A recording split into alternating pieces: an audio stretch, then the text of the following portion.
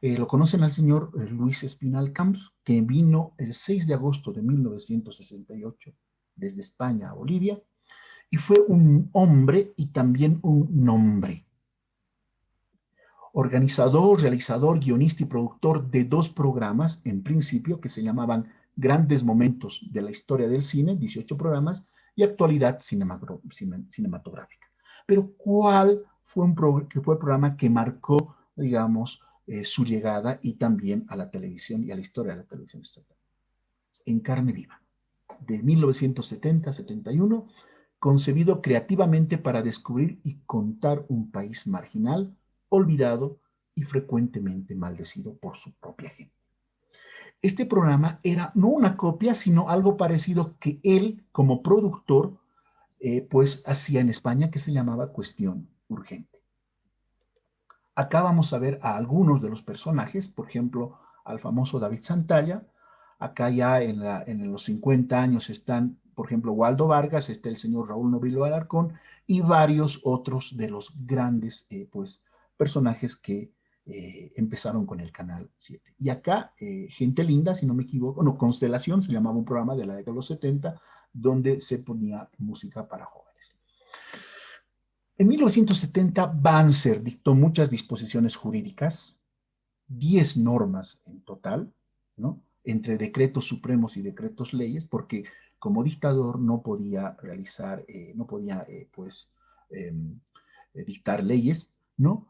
Y fue, digamos, el que más, digamos, tuvo incidencia en la televisión en esa época, ¿no? Varios empleados, por ejemplo, del canal para hacer el libro, me dijeron que el coronel por ese entonces visitaba con frecuencia las instalaciones en el Alto, se sentaba junto a ellos y observaba todo el trabajo que requería sacar a éter la emisión diaria.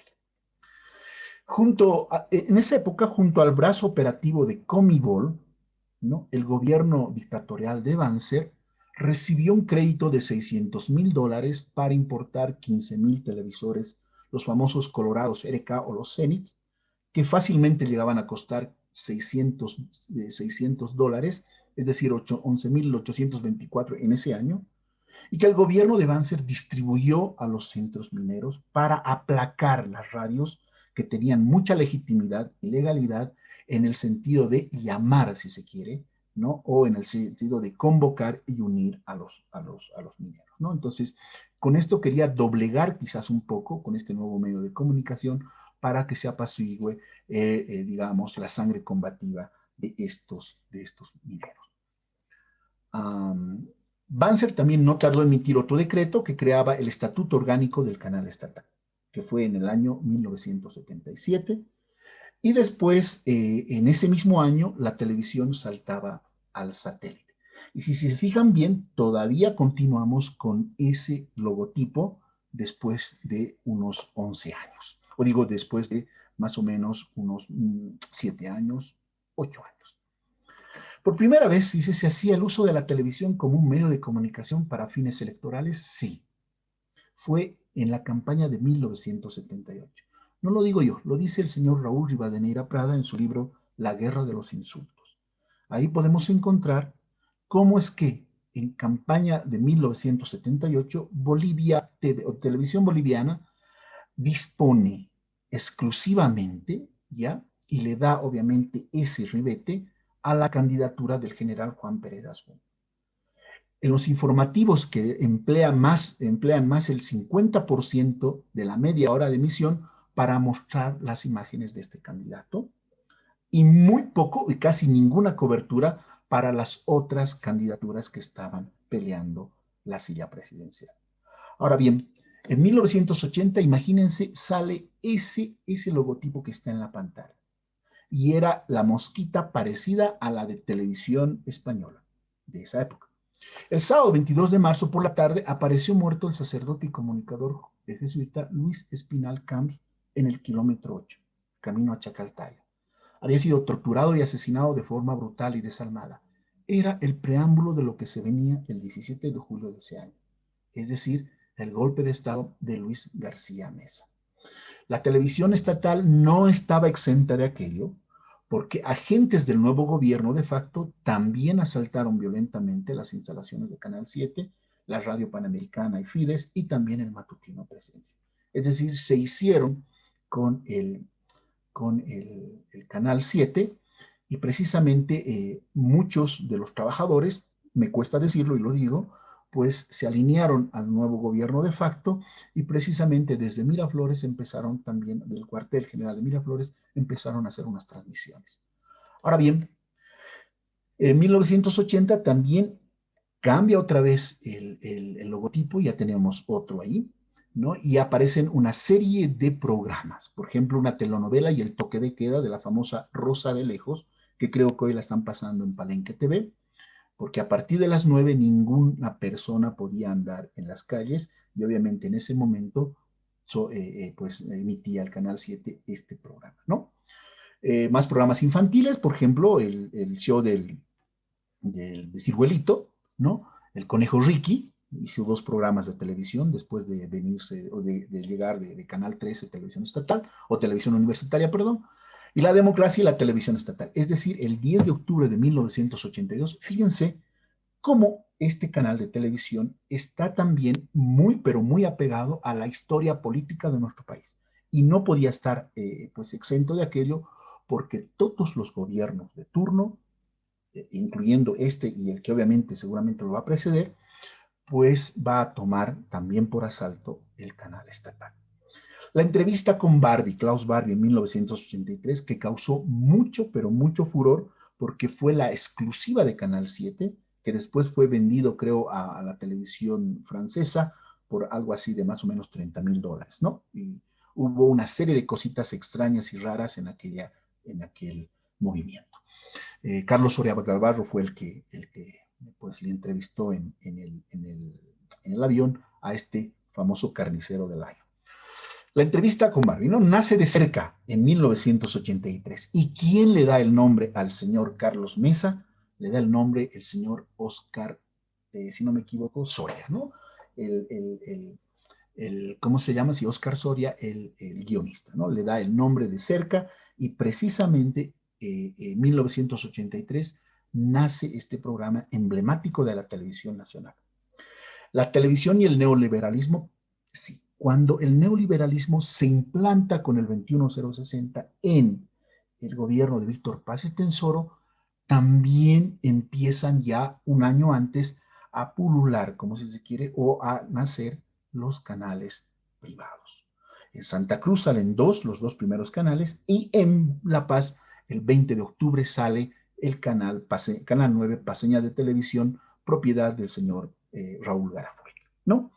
La Genecherú también en 1987 es un programa emblemático que muestra obviamente toda una cara que comúnmente los bolivianos desconocíamos, es decir, los llanos, ¿no? El gobierno de coagulación nacional fue esta perlita, el señor Cocomanto lo denominó al acuerdo patriótico, cuando el MIR pues se hace del poder gracias a ADN, ¿no? Y pues ambos, o digo el MIR, es exaltado a la presidencia, y precisamente quise poner entre comillas, esta frase, porque el MIR y el ADN, el MIR cruzó los ríos de sangre, ¿no? Cruzó los ríos de sangre y se alió a su verdugo, que era en ese entonces el general ya Banzer, ¿no? En 1990 hay un programa exclusivo y genial que obviamente salió en Canal 9, pero lo transmitió al día siguiente Canal 7, que se llamaba La Charla, bueno, le pusieron después La Charla entre Gitanos. Mario Rueda Peña y el señor Carlos Mesa se enfrascaron en un debate álgido, en un debate que pues fue para la historia. Es más, salió de ese debate un libro que se llama, si no me equivoco, Choque entre Gitanos o algo así. Después vamos a ver el FAT, el Fondo de Ayuda al Desarrollo, porque ya la televisión boliviana estaba haciendo aguas por todos lados, porque como se prestaba dinero, no tenía pues cómo reponerlo. Entonces, se exime a la empresa nacional de televisión boliviana, Canal 7, del pago por concepto de comisiones al Banco Central de Bolivia emergente la apertura de la carta de crédito, consistente en 5 millones. Es decir, el Fondo de Ayuda al Desarrollo, que viene desde España, apoya en esa gestión al Canal 7. Voy a hacer una pausa acá. Miren, este era el Canal 7, las oficinas de Canal 7 en Ayacucho. Hoy es la casa, si no me equivoco, grande del pueblo. Ahí estaba el Canal 7 en Ayacucho y por supuesto ya fue demolido eso y se fueron a la Camacho y ahora también tienen, creo, otros grandes estudios allá en el Alto. La televisión estatal y el gobierno de Goni. Fíjense que cambia otra vez el logotipo y tiene un logotipo más o menos parecido al de la CNN, ¿no? El gobierno de Goni fue más o menos conservador, pero que empezó a hacerla, si se quiere, a estructurar mucho más el neoliberalismo y empezó la capitalización, ¿no? En ese año, en 1994, también Bolivia va al Mundial. Y ahí, se marca un hito en el ámbito deportivo y que Canal 7 también lo va a amplificar, ¿no? En 1997, el demócrata Banzer, entre comillas, gana las elecciones y el Canal 7 se vuelve un tanto conservador, ¿ya? Precisamente ahí cambia de satélite. Si bien en el 1977 ya habíamos subido a satélite, en 1998 cambiamos al satélite, ¿no? Al Intelsat, y obviamente tenemos ahí todos los elementos técnicos que se requieren. Si ven en la pantalla también van a observar pues cómo eran las instalaciones por dentro del Canal 7 en la década de los 90. Y ahí al lado van a ver también algunos programas que nacen en ese año. Estoy hablando de 1997 al año 2000 más o menos. Obviamente la cuarta parte ya estamos llegando al final. Vamos a hablar acerca de la década de los 2000, ¿no? Ahí también empieza a cambiarse el logotipo y se ve más o menos satelital o algo así, unos tres triángulos que no sé por qué razón pasó aquello. Una década y un nuevo siglo se alzaban como presagio de grandes transformaciones sociales y políticas. Bolivia no estaría exenta de aquello y Canal 7 mucho menos.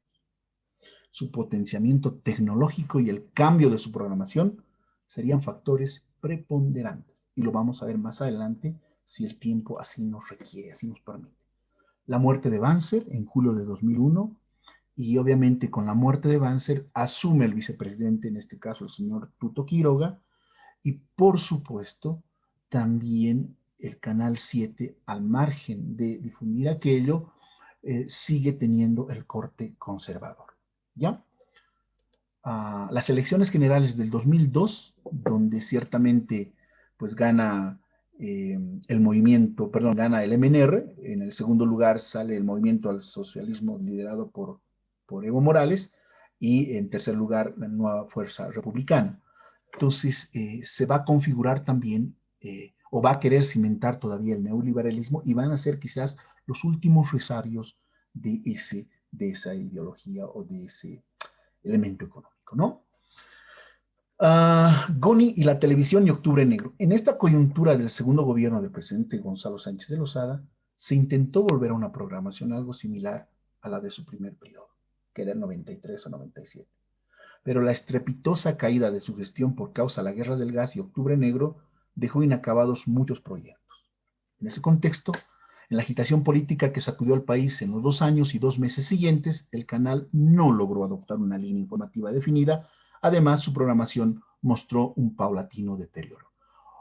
Apelaban mucho a los enlatados antiguos y ciertamente como no había pues el circulante o no había dinero para apostar por otros programas, Canal 7 se debatía entre aquello, ¿no?